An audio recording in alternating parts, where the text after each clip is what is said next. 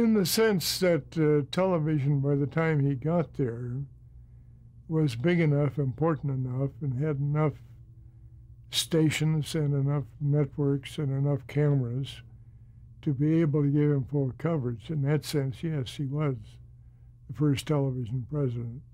And also, he was much more inclined to play to the television camera.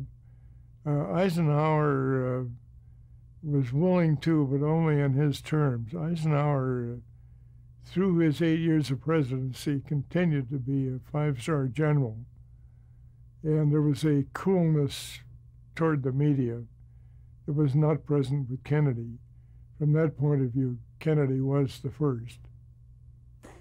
Assess for us the differences between Kennedy and Nixon and how they handled television from your point of view. Well, Kennedy was very competent at using his personnel so that if he didn't want to do something, he could stand back and the personnel could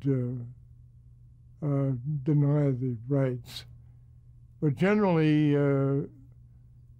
he was very favorably disposed toward it. I was invited by Pierre Salinger to come down to Palm Beach during the Christmas holidays in 1960. And Salinger at that time was setting up the first televised press conference. And it was very interesting to see that Nixon apparently had given him a carte blanche to go ahead and set it up. You mean Kennedy had?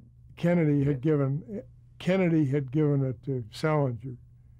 So Salinger was in a position to really take command. In that respect, Kennedy started off very well and recognized the importance of television and recognized that he could not be too demanding or too insistent. Of course, you see, I left shortly after Kennedy became the president, so I did not have any direct contact after the 1st of February.